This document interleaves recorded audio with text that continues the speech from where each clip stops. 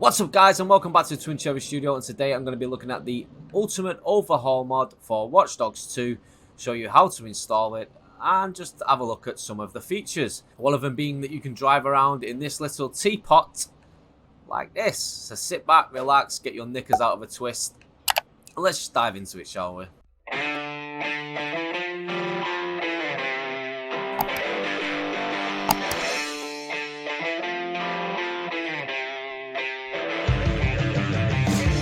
First, I'm going to show you how to install the mod. So first, you need to click the link in the description down below, and it will take you to this page for Nexus Mods, one of my favorite websites of all time. You're going to need to register for an account. So if you don't have one, it's easy. You just need an email address. Once you get here, go to the bit where it says files. There's two files. There's the new Ultimate mod and the old Ultimate mod. Obviously, I'm going to choose the new one and click manual download.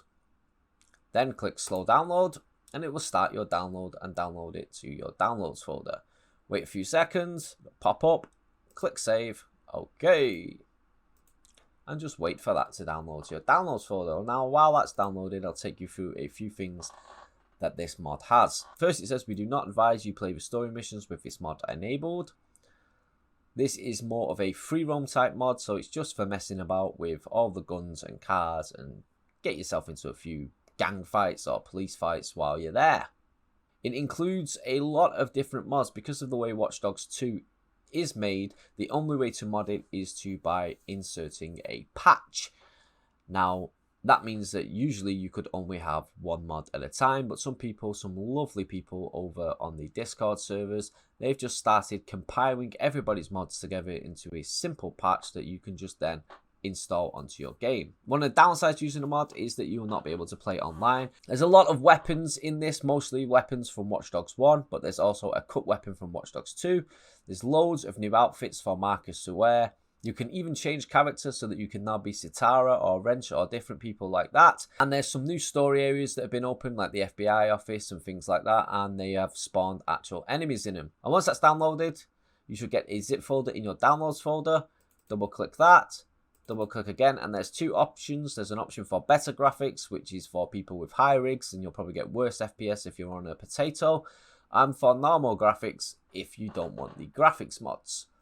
So I'm going to choose the better graphics. Choose the folder that you want. See, they both have patches that are pretty similar. Choose the folder that you want. I'm going to go to better graphics, select them all, right click and copy. Now you're going to want to find your copy of the game and the location of where we're going to install it. So for me, it would be Program Files x86, Ubisoft, Ubisoft Game Launcher, Games, Watch Dogs 2, and inside this Watch Dogs 2 folder, we're looking for the data_win64, which is here. Right click and paste. Now I've already done it, so I'll just replace the files in this destination to show you that it works. Now, if you're on Steam, it will be on Program Files x86. Steam apps, common, and there should be a Watch Dogs 2 folder. Go into that and find the win_data64. If you're on Epic Games, it'll be on Program Files, Epic Games, and your Watch Dogs 2 folder will be here. Go into that and find the win_data64 folder. It's as simple as that. Now you are ready to launch the game. Again, like I said before, you're not going to be able to go online with this mod because Watch Dogs 2 is one of those games where it's constantly online. So multiplayer and things like that, they're not going to be available whilst using this mod. But you can have a lot of fun in free roam.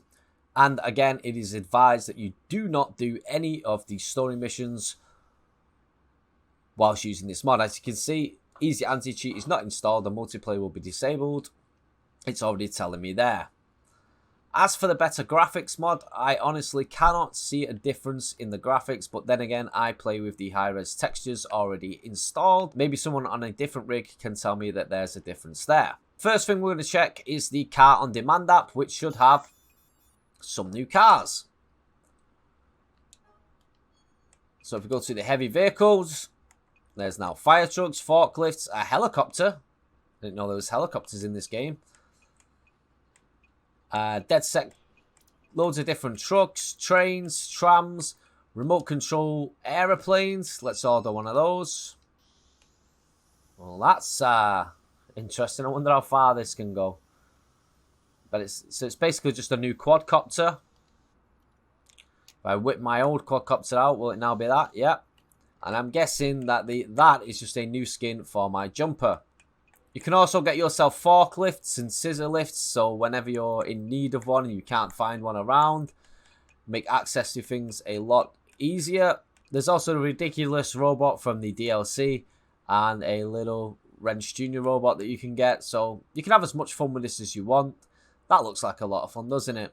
Oh, we'll go in it. As well as the little teacup, which is described as an unknown vehicle that was at the beginning of this video. So let's pop in our helicopter. Oh. So let's pop in our helicopter and head to the hackerspace. I can't believe they managed some mod helicopters into this game. The helicopter itself does not control very well because obviously helicopters aren't supposed to be in this game. I think it's a fantastic achievement that they managed to actually hack them in. I actually don't know how to land this thing.